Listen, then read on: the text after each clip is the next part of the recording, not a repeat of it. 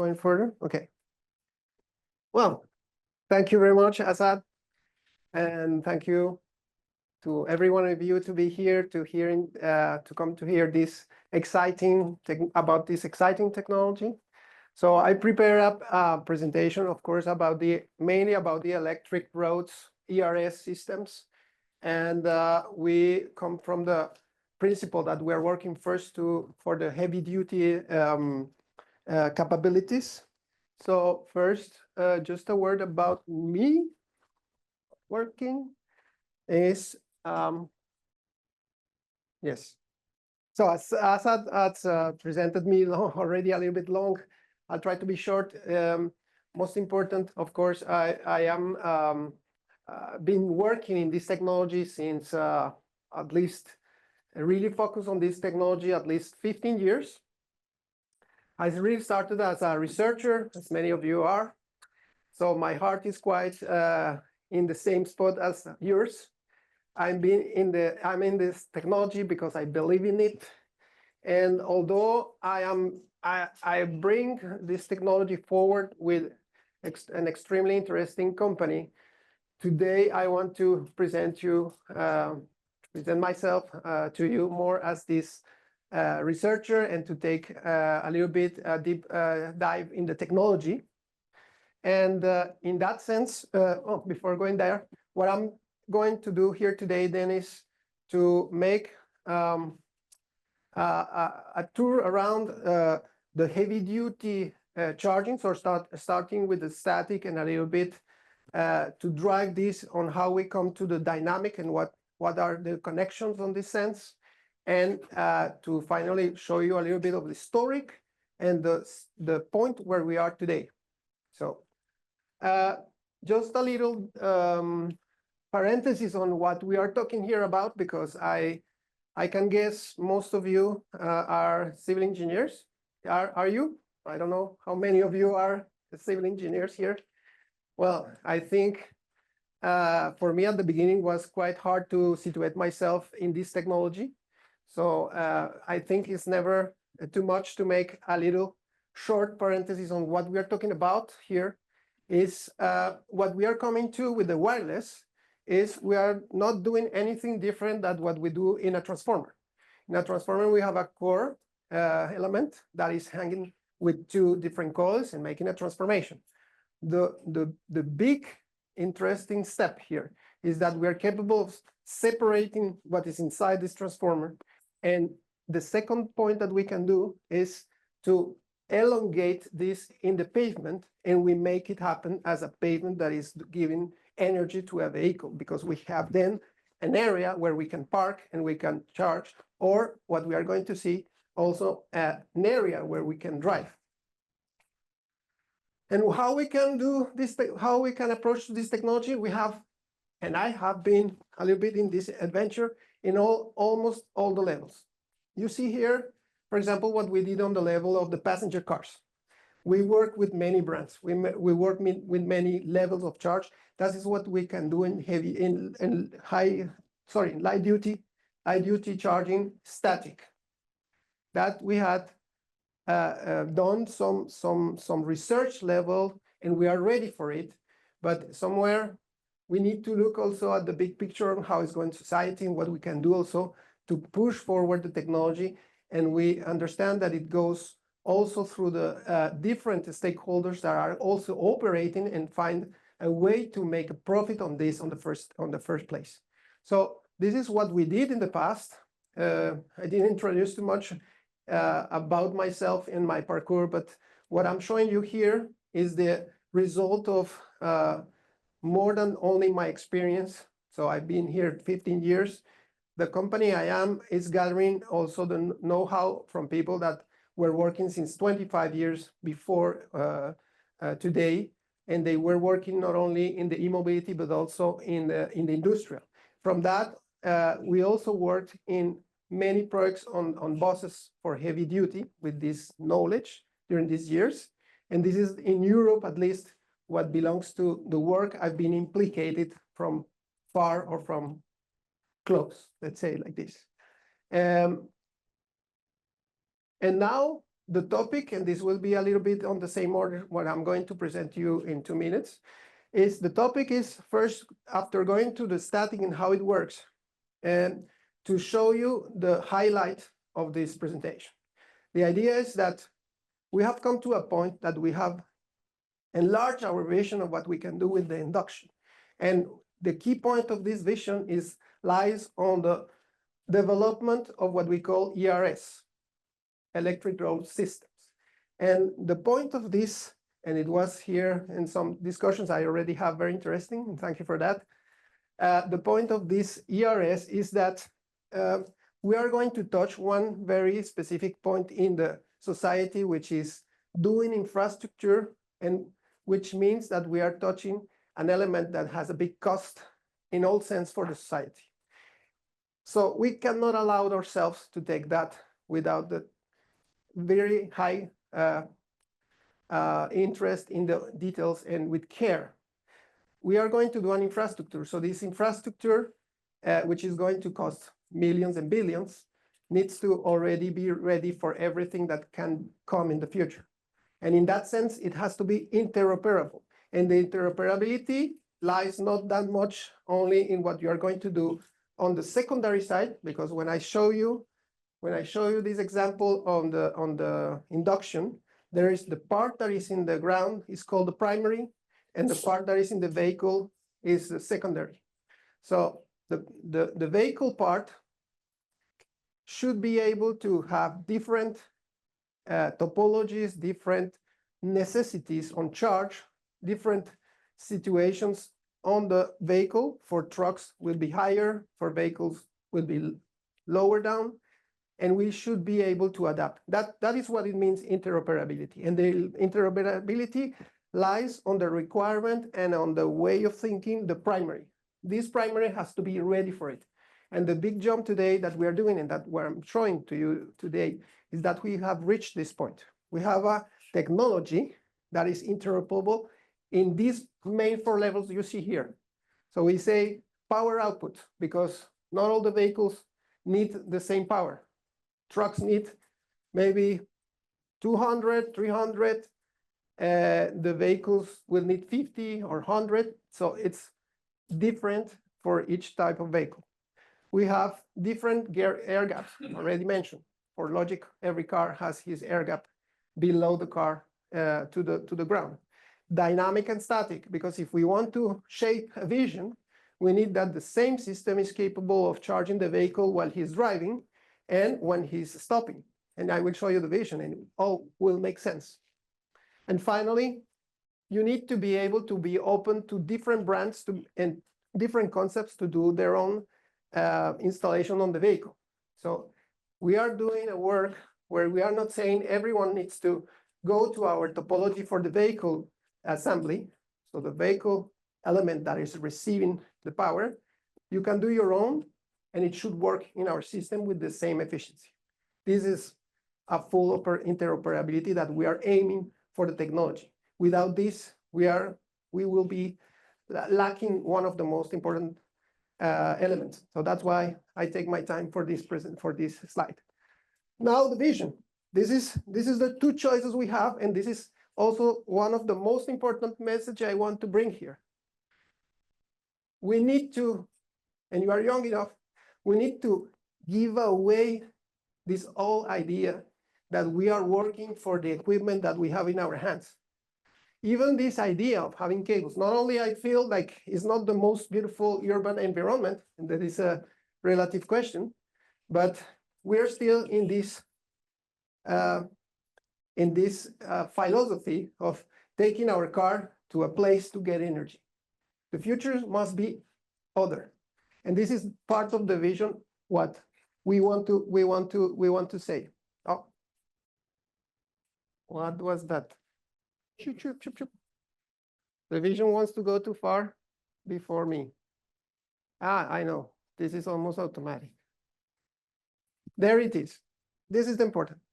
The vision is to have a system that is changing the deal. Now, the energy is going to come to you. So we shouldn't be using our time to go to the petrol station, the gas station. We shouldn't be taking care of what the car needs. He should be working for us. So if we are parking in our house, if we are parking anywhere, he's charging. If you are driving in the highway, he's charging. If you have taxis that are in the airport and they are just waiting for the customer, it's charging. It's not up to us to take care of him. It's the vehicle having his function complete for us. So this is what is going to improve our life quality, and the next step on the technology, I will say, this is what the induction itself is bringing, and what is bringing us possibility for a vision. So wires, you see a little bit some of the elements. In summary, what is happening is that we are all agreed that we are fighting against this CO2 problem, and we need to tackle the problems in the source. And one of them is the highways is known as a source of one of these problems. We know also that we have in the current approach, we have a problem with the raw materials when we think about the batteries and everything.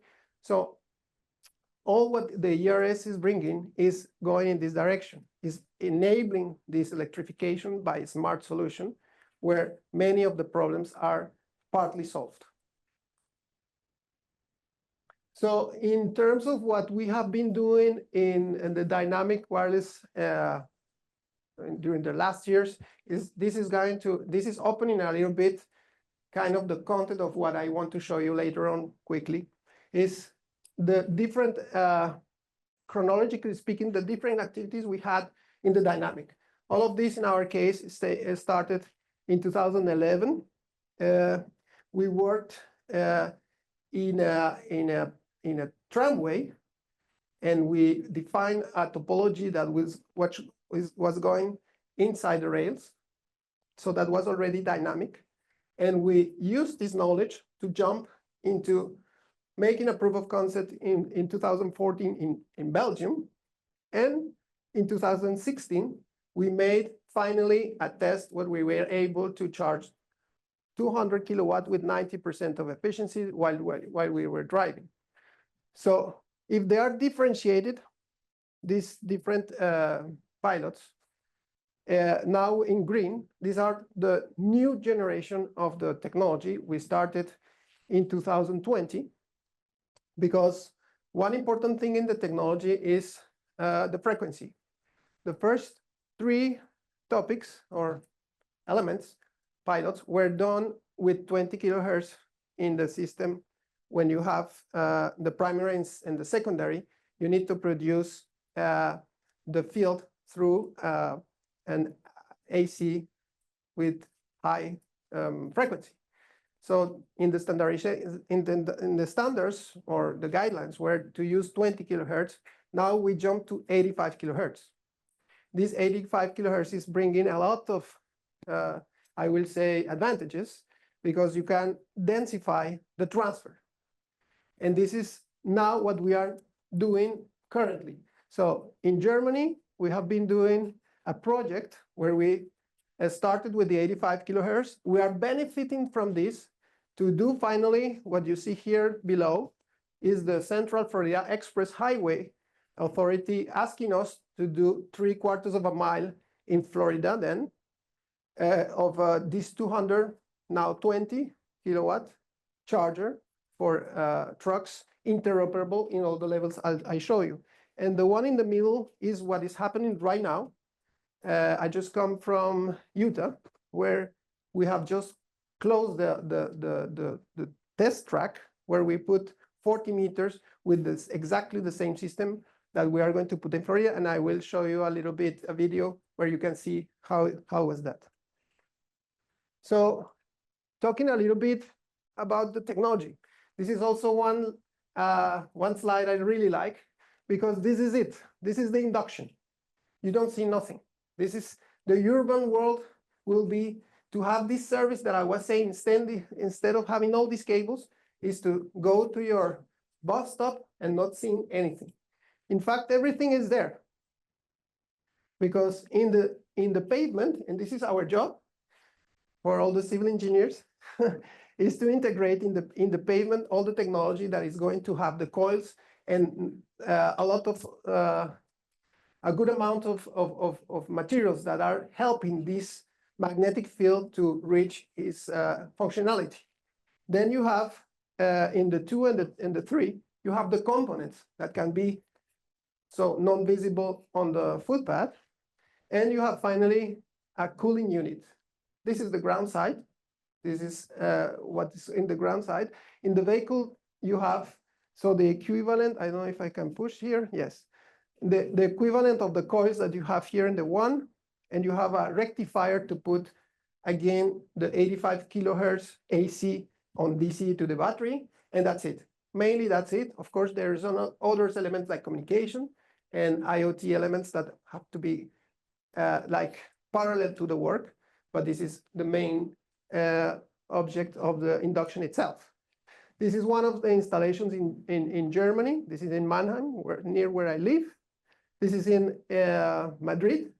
You have a version where, depending on the environment, you don't care. You don't put it necessarily necessarily all the components under the footpath. You can also have them apparent.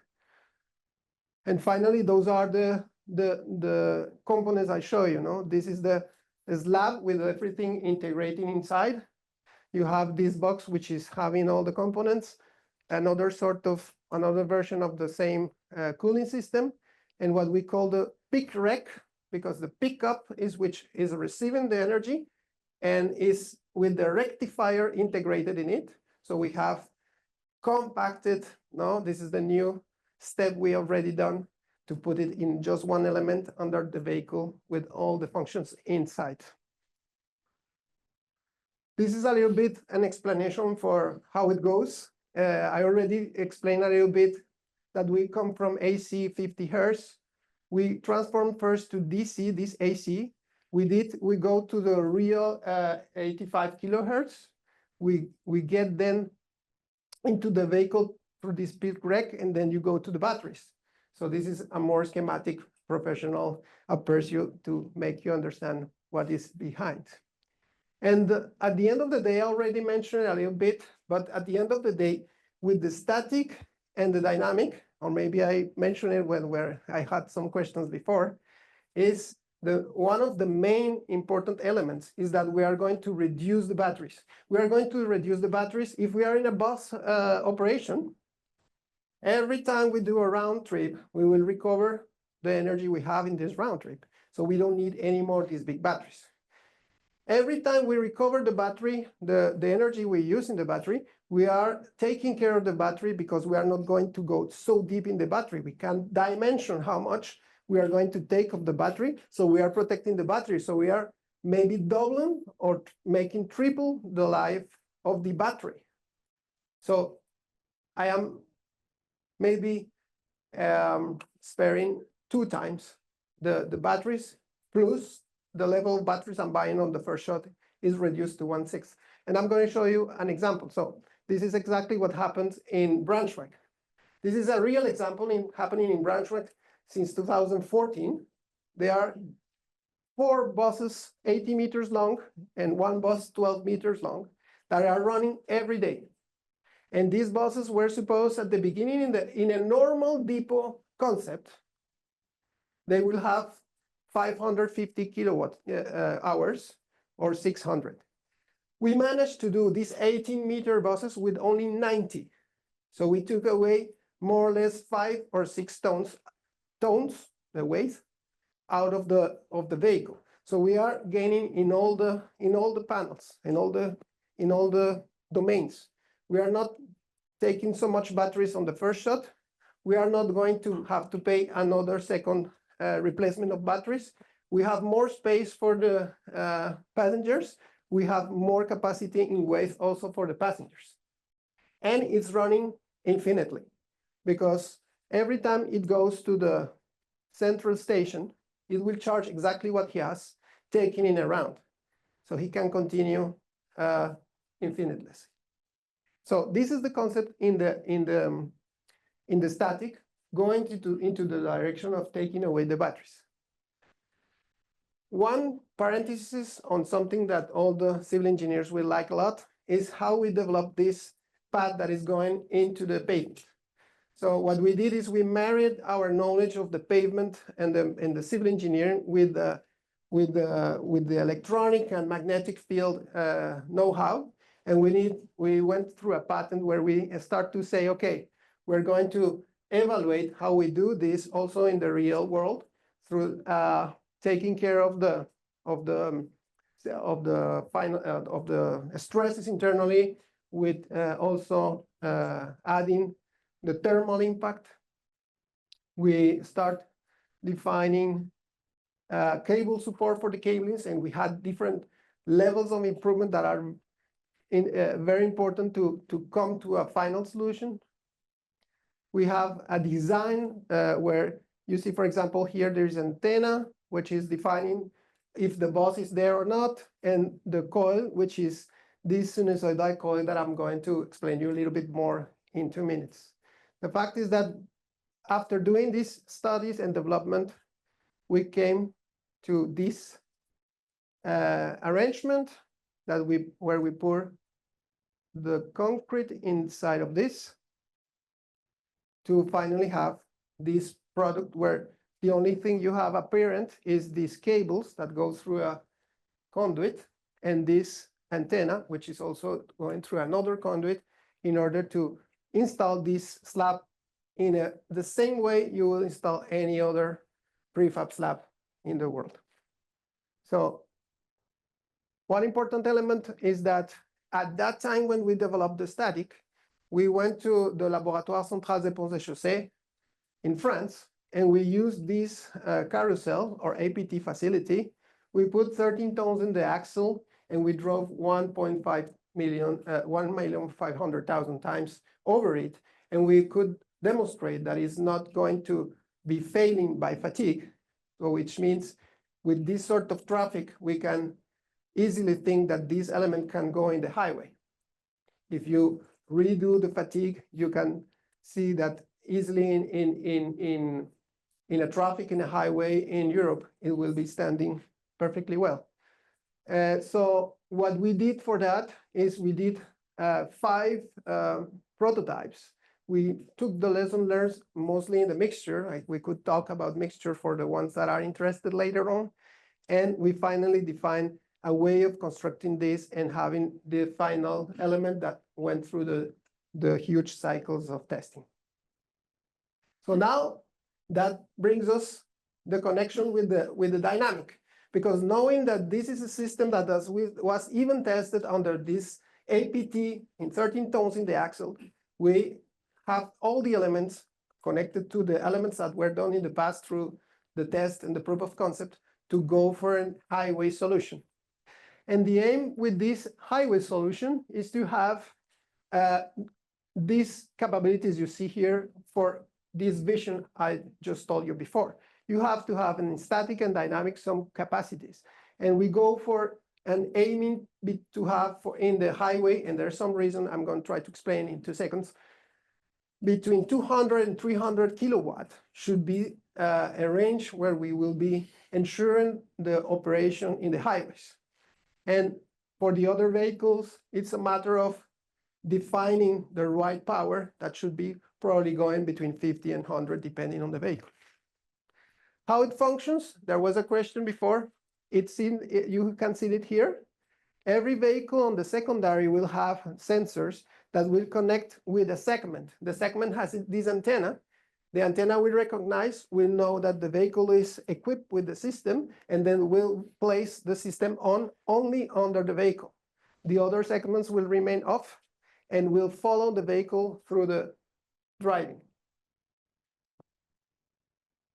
This is a little bit part of the explanation, very short one, because this is a long topic. But this is somehow the explanation on why we are aiming for the 300 kilowatt. In itself, when you take the different examples of trucks in the world that are now available, we are coming to this sort of description of what will be the consumption. We are saying that if we stay by a charger that is only 100 kilowatt, we are only going to fulfill exactly what he has expended or what he has needed to drive the length he has driven over the system. But the idea is not that, because start to think a little bit further what I'm trying to bring here. If you have only 100, that means that if you want to make a strategy, probably you will need to cover all the distance between two cities with the system. And one thing I want to say as a paver is that, of course, we like pavements, but our objective here is not to pave the world, is to make a strategy for the energy.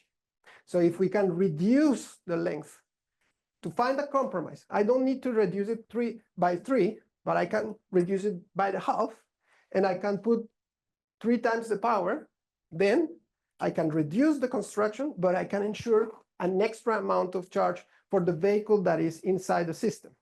And I'm then coming more and more to my vision on the beginning, which is somewhere aiming not to have also an extremely big grid in a place with gigawatts of power, sorry, but having a spread along the road grids that are smaller somewhere. And we know that in the world of the electricity, this and the electric wall, you are not going to be in cost linear when you jump from one power to the other for the securities and all the stuff that goes with it. So it makes sense when we start saying, instead of thinking of huge poles of power, to spread the power and use it in a way, a rational way, in the measure that you're needing it, it makes the total sense. Or that will be my point. So now a little bit of how it will look like. This is more, let's say, the theoretics with some nice view. I leave myself talking this.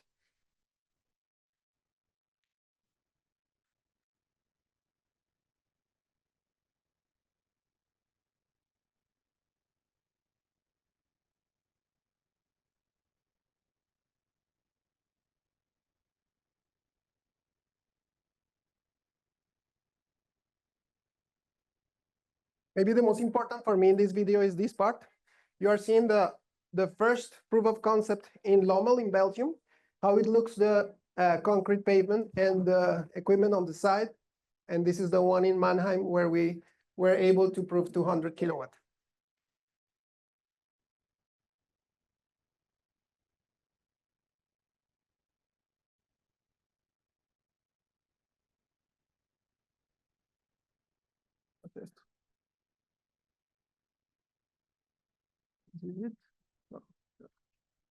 So one word about this topology.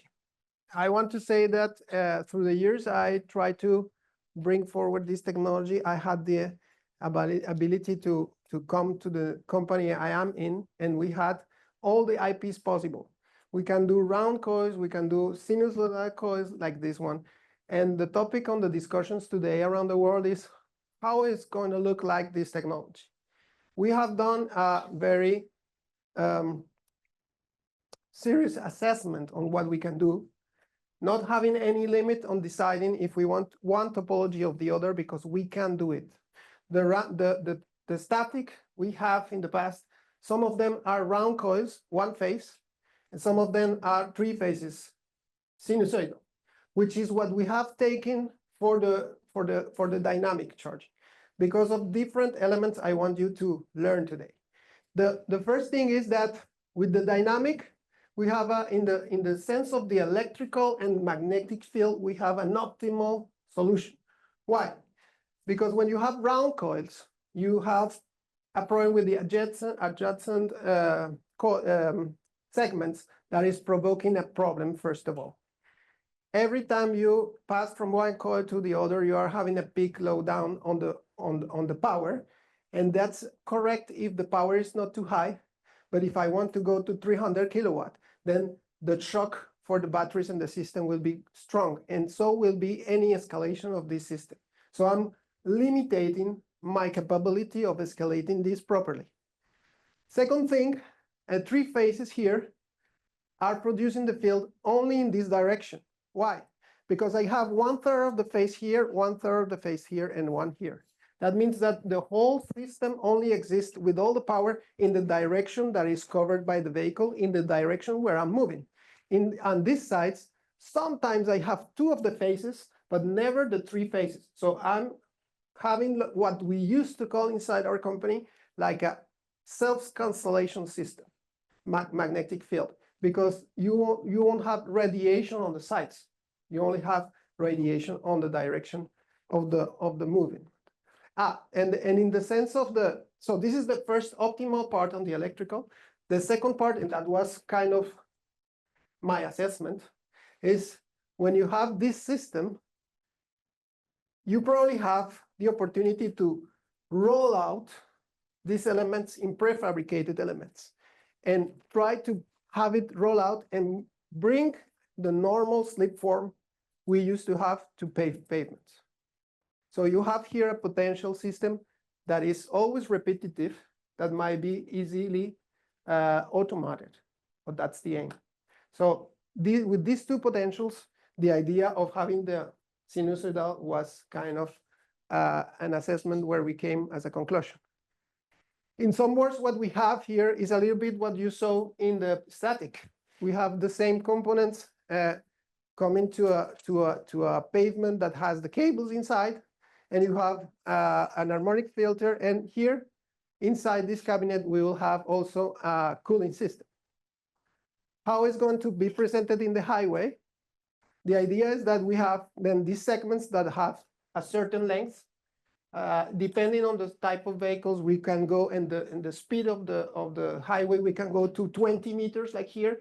We could go on segments shorter for a more dense traffic maybe in the cities. It's a matter of economic impact, because in each time I have 40 meters, I have a cabinet doing the transformation of the energy. So if I make shorter the segments, I will have to put more of them along the way. So this is a part of an economical impact that you have to take into account. Otherwise, the elements that come for the induction are just those ones. I mean, a cabinet each 40 meters, a harmonic filter for a second 100 meters, and the cables that are going to be in the middle.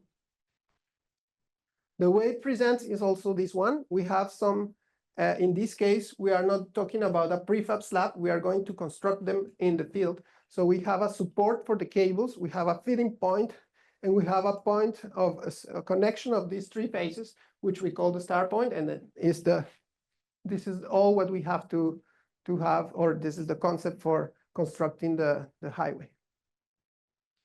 Now a little bit of the story. I promise I wanted to do a little bit of the story and try to be very quick.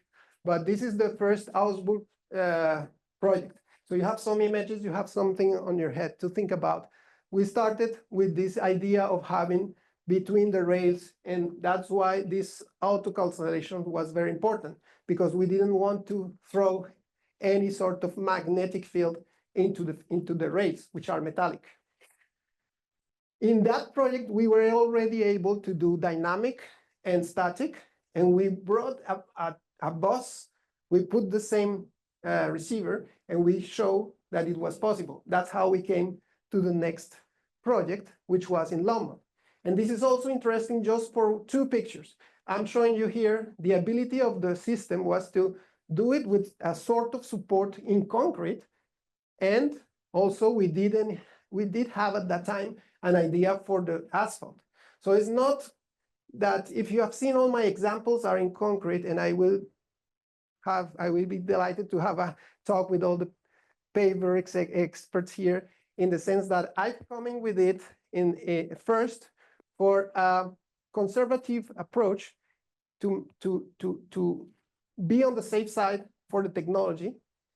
As this technology is so new, we cannot afford any mistake in pavement itself. So in that sense, the concrete is a very noble element that has helped me to go in the conservative way. But this asphalt is also a name of the technology. And this is where the challenges are also today, and that maybe we would like to engage with you in the future. So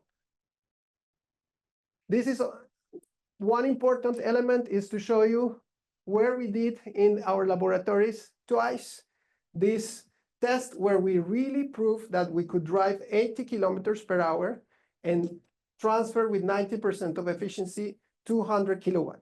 That means that is feasible. At that time, I want to make you think that at that moment, what we did is that we used the static system.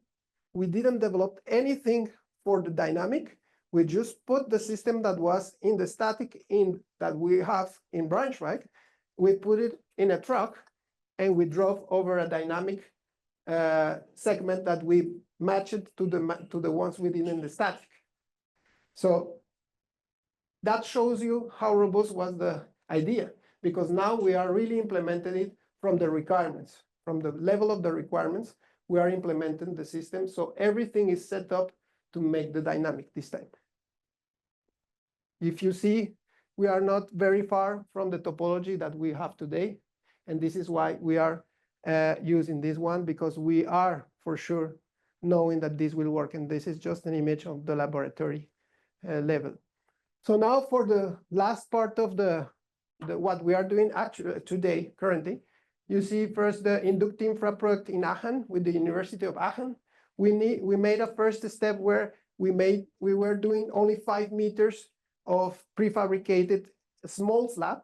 So that shows you there are different methods on constructing. It's not my preferred one, but it's possible. A retrofit with prefab slabs, it's possible.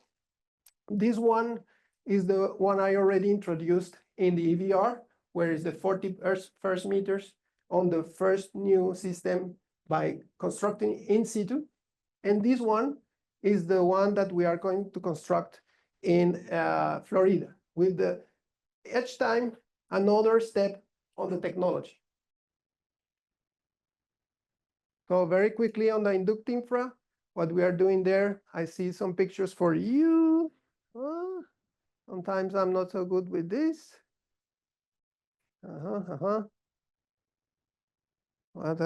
I need to click one time. Probably is that the prime. So this, as I was saying, this is the prefab in the middle, and it's not changing. Yes, now you see very quickly how was the construction there. So this is again a concrete road. Now this is the current project in Florida is to do between these two highways, a brand new highway, so in Greenfield, 3/4 of a mile. And this is how it looks like. We have 2 bridges between the Cook Road and the lake that is here that are defining the length that we took for the project. And the aim will be that to have a construction like this, more or less, is to come to put the modules, concrete modules, put the cabling, and come with the slip form like we already know. And this is then last part of the technical show. This is what we are doing at the EVR in Utah. And I think the video will talk for me. This is brand new. We do it in August until the 10th of September. This is what we did. We dig there in a part of this loop to install then these modules that are the support for the cables that are now produced here with a partner here in US. So we are ready. We are even ready to start series production if we want. If we want to construct here something, Erwin. And you see the guys, personally, these are our best guys. We send them from Europe to do this in person. You see, I mentioned many times, Robert is one of the experts, Robert Siansky, big experts in magnetic field from the University of Braunschweig. And this is like how it looks. You see the 40 meters, all the cables, and then ready to put an inlay routing in between the cables, and finally the normal concrete on top.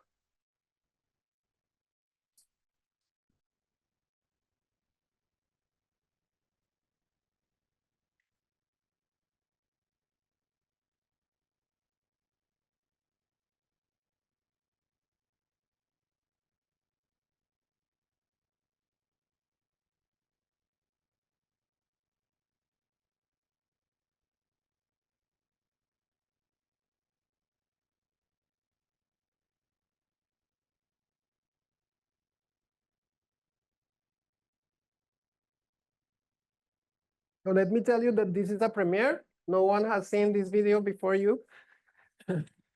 So because it's just what we have done 3 weeks ago. So now you see the final aspect, how it went. But now it is ready to test with the truck.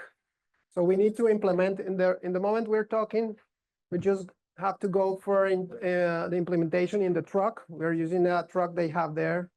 That is a Kenworth truck. And we are going to install the pick rack to drive over it and check. So for this first installation in US, how good is our transfer? We are targeting 220 kilowatt with 90% efficiency. Let's see if the efficiency is there for this first shot. Anyhow, this is the aim. So I'm at the end of my presentation, but before going, I want to acknowledge also one of the most important person I meet in my adventure, which is Richard Van den Doel. He's always working with me. He's bringing this technology forward. We came together from the company we were before to ENRX. That was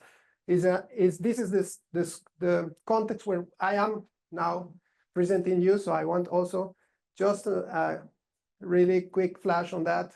This is a company that we have helped to create with mostly Richard Van den Doel has had the capability to bring to the next level something that came from 2 companies in Europe that were gathering all the IPs in induction in Europe.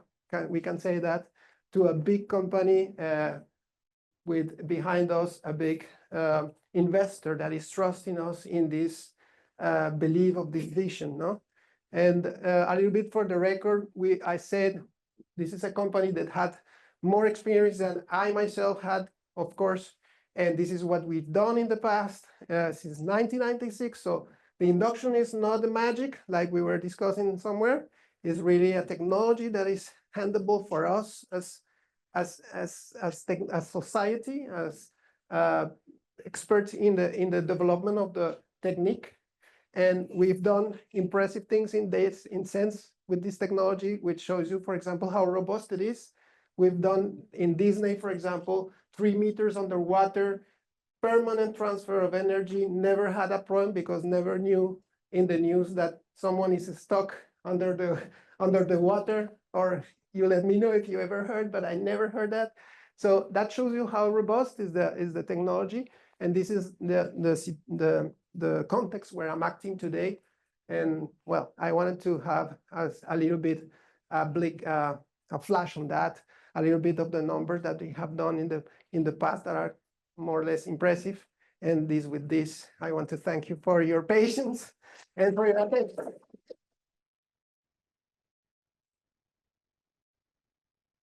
So Dr. Perez for a very nice presentation. We'll have one question from the room and one question from Zoom. That's it. Yeah, you can ask the only one. I have like 50 questions. Yeah, but we have time. I'm here for you. I'm glad to talk these 50 hours or 50.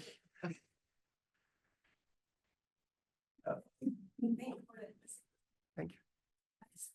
Question clarifying regarding the efficiency. You're saying it's 90% or whatever the number Yes. Is this within the primary and then from the Very good question. Secondary? I love this question for a simple reason that in this very exciting technology, there's always ways of making it bigger. And there are many people that are around kind of not trying to do what I'm trying to do today, that is specifically bring the technology as it is, and this question has to be solved, and sometimes is misleading. This is again, the calculation between the grid until the battery. So when you measure this, when you have a cable, you have, let's say, 95 efficiency. So we are losing 5, and I want to say also something for also I will try to talk to the Sergio that was a civil engineer that didn't understand this part. Is I had always the idea like it's because of this transfer in the air, because I say, well, there is a problem there. How can I transfer? It's not there. The energy is always transforming. So this is the principle. So in fact, if I have a loss, is in warming something. So if I dimension well my cables, and this is the fact, because we are using also a very high technological cables that are called leads cables that have the ability to distribute very well the energy through the cable. If you are not warming up this because you have dimensioned it well, then you are not losing it in the cable and in the transformation. The topic is, I show you many times that we have more components because we are not like coming with the AC to the DC to the battery. We have AC by the grid, we put it in DC, then we put it in 85 kilohertz. Then we receive it in 85 kilohertz and we pass it again to DC. These transformations are electronic components. These electronic components will heat, and the heat is my losses. So I have to put cooling on this side and this side because I have extra warming, and this is the 5%, 7% more that I'm losing. Some of this percentage is on some elements on the street that are the cables and the ferrites, but are minimal compared to what the whole picture is doing through the path of the electricity. So we have a question from Professor Weissman. Did the precast slab have steel reinforcement in it or non-ferrous steel reinforcement? It would seem that you would generate eddy currents in the steel. Perfect. Excellent question. Of course, I haven't mentioned it, but I don't know if it was a little bit visible in the pictures. Of course, we cannot use anything with metal. And that was, at the first time I started with it, it was a real challenge because we are used to work in the right way with standards and with norms. And some of this was not even normative when I start using it. I was allowed by the TÜV, so the organism certification in Europe, or mostly in Germany, I was allowed to have a discussion where they accepted because it was not a fundamental element that will play a structural role, like in a building where someone can have an accident. In the meantime, this is more and more popular, sorry. So it is possible today, but by the way it has to be with reinforcement that is not metallic. So fiberglass, etc., is what we use. I think I had a quick follow-up. What was the slurry that was placed initially over the wires? What is the slurry? That was placed over the wires. A slurry, what do you mean by slurry? Like concrete slurry or cement slurry, what was it? Like the material? The first implementations were running Cement concrete. slurry. Okay, very well. I see, Jeff. Okay, what we did is in the prefab slab, we had to come. That's a very good question because in fact that's an old story behind it. We made 5 first prototypes. We tried to use more the mixture that we used to have in the pavement because it is more set up, and you will have, for example, the toe and freeze already in the thinking of the guy that is pouring this. So the fact is that was that gave us a very miserable result, because although we made all our efforts to go and vibrate this, it was really not well finished. So the first prototypes failed on the manufacture of the concrete. So we review the granular material on taking a lower one, and we reviewed the mixture and we took the decision to go for a self-compacting concrete, taking care to add the air included, taking care to talk about the friction, because these are elements that will not have come with the mixture itself. So we kind of took care to talk with, at the time, if I may say, with Heidelberg Cement, to have a mixture that will meet some of our specific requirements. I'm afraid we have ran out of time, Professor Conto. I'll ask your question and email you the response. You can stay back and ask him questions once the seminar ends. Everyone, let's thank Dr. Perez for a very nice presentation. Thank you.